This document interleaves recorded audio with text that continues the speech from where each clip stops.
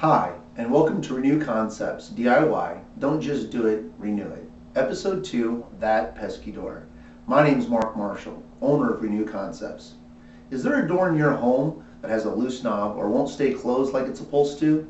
Don't call a handyman just yet.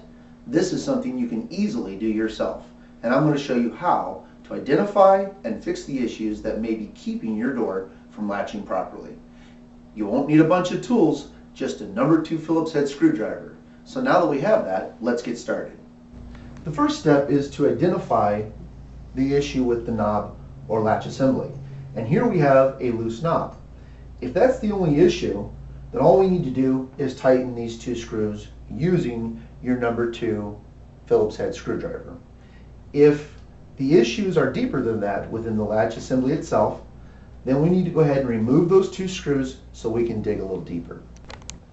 Prior to removing the screws completely, you're going to want to hold both sides of the knob at discussion and then remove the screw so that the knob doesn't fall on the floor and get damaged.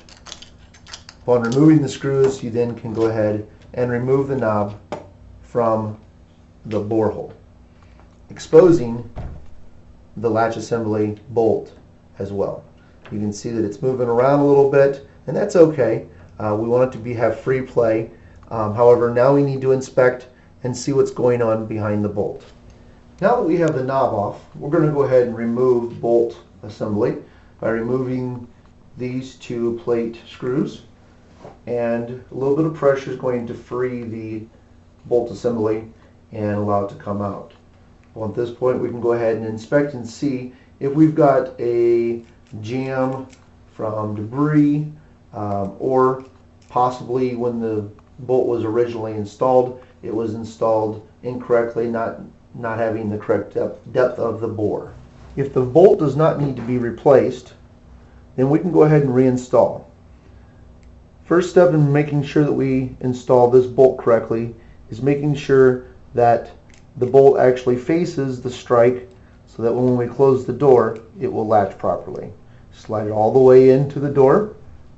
There's a pocket there, and then there's a little mortise where the plate will actually slide in. Then we can go ahead and retighten the screws. Now that the bolt assembly has been installed, you can see that there are actually 2 different depths depending on the bore, 2 3/8 and 2 3/4.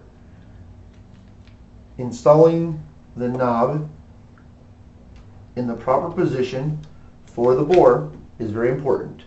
Make sure that you, again, hold the knob against the door so it doesn't fall and break.